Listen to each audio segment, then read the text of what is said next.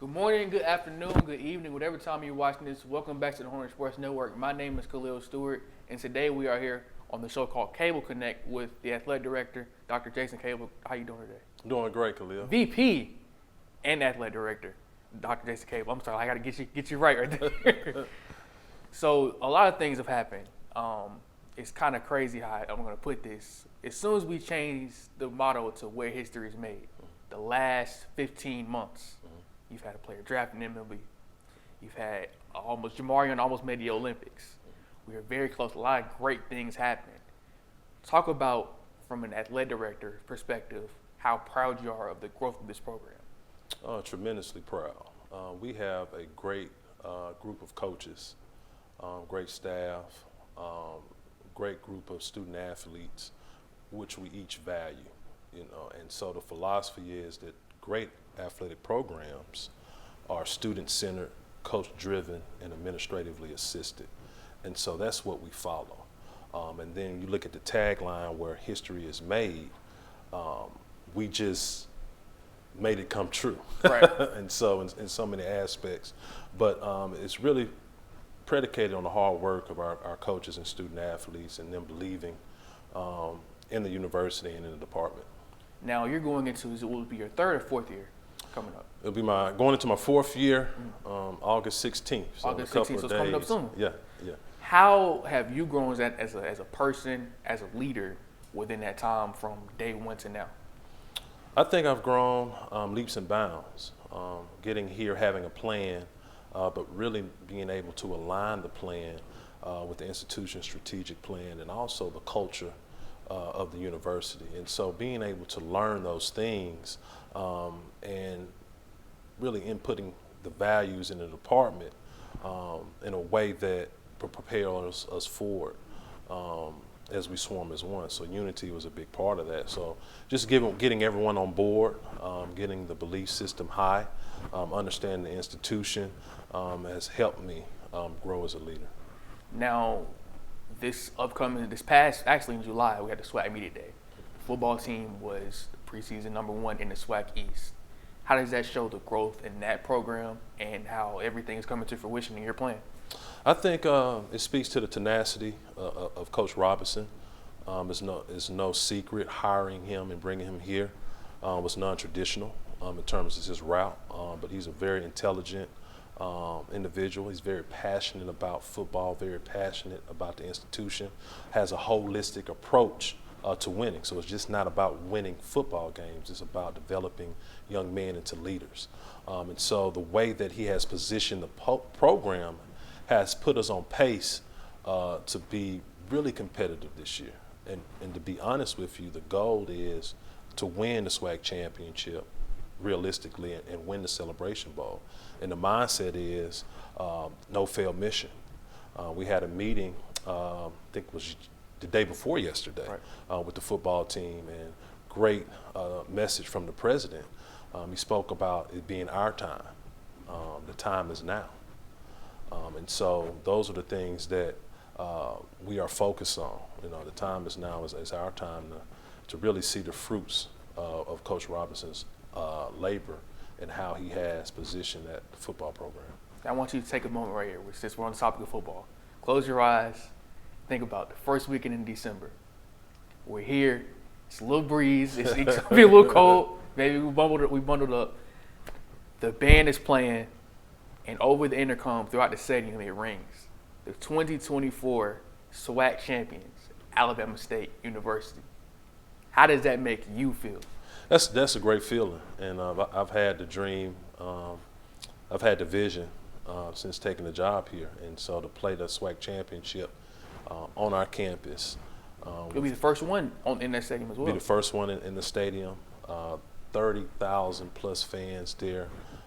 Really excited about Hornet Nation, our program, and just once again just seeing the results of the hard work that our players and coaches have put in. That's a great feeling. We talk about community university. That's something that we're very big on, and what that would do for the city, not only for economically, but just bringing the whole city together. Because as you say, we're Montgomery's Division I program. we're the closest thing to a professional team that we have. Right. So what that would do for the city would be amazing, and the university, of course, as well. Right, it'll be transformational on all levels. You talk about the community aspect, getting the community to rally behind Montgomery's Division I program. From a student perspective, just the pride and excitement that goes with having your team to win the championship. And so that's the goal, and really that's the only goal. So no fail mission is the message, is our time. Now, there's also a recent hire of Camise Patterson, who's a new softball coach. What went into that process? It happened pretty quickly, so she stood out. What did she do that made her stand out as a primary candidate? Well, first I want to thank Coach Bradley, Todd Bradley, during his tenure here. We won a SWAC championship, Eastern Division championships, and so he really put the program into place for us to take the next step. Unfortunately, he had to step down for unforeseen reasons, so we're thankful for his time here. But once that decision was made by him, we conducted a national search. Camise Patterson, close to home, right, 3 hours away in Tallahassee at FAMU, had a tremendous run there. 2 years, her program has been at the top of the division. She played for the SWAC championship this year. So a young, up-and-coming coach, has a lot of energy. What impressed me the most is her vision and mission for the program.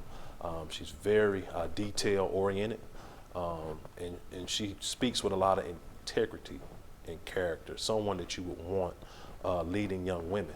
And so we're excited to have her on board, and we look forward to success in short nature.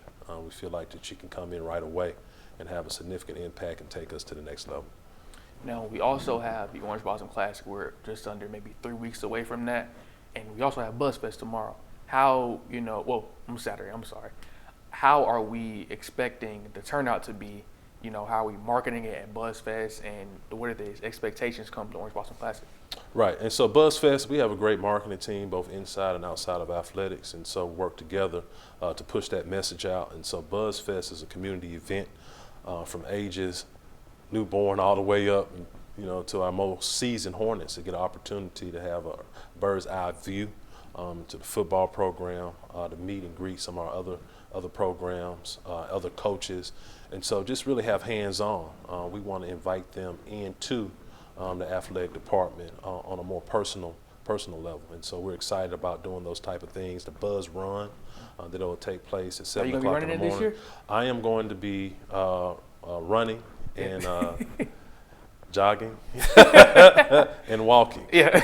And so I guess the correct term would be I will be participating Right. in the Buzz Run. But we had a great turnout last year. That has turned into a significant community event, supported event. Those proceeds for that event goes to student life and also our track program. And so we're excited about BuzzFest, and then any opportunity we have to invite the community on campus and give them an opportunity to meet and greet our students, coaches, and staff. Dr. K, one of the new additions that we're having this year is women's flag football. Talk about the process. Obviously, the application went out last week for interest for coaches. Where are we at with that currently? I think we're receiving a high level of interest in that program externally from organizations, and also from people interested in assuming the head coach position. And so the process was really look at our local community and state to see if we had the capacity to add flag football, and the support was overwhelming. We have students on campus now that will be participating in the sport. We have about 5 games scheduled. We'll kick off in February. We have one tournament that will be played here from local colleges that will utilize our facilities, and so the interest is great. I think it's going to be trend setting. We're the first Division I program to offer the sport. As you know, in 2028, women's flag football will be an Olympic sport. So we just want to align our offerings to the offerings in the state as it relates to women's flag football at the high school level, and then also align what we do globally. And so with it being added as an Olympic sport, I think that speaks volumes of the leadership here at Alabama State. Now, before you wrap up, do you have any final messages for the Hornet Nation, highlighting any sports that had significant, because a lot of things happened last year, any significant moments that just happened last year?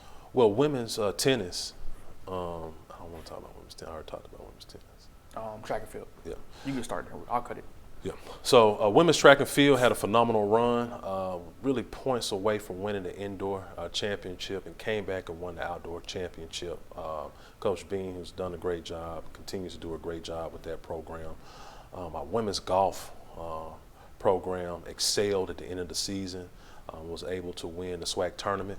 Coach Quincy Hurd and his staff do a great job in terms of building and developing those student athletes. Even on the men's golf side, we came up a little short in the SWAC championship, but finished second nationally as HBCU program.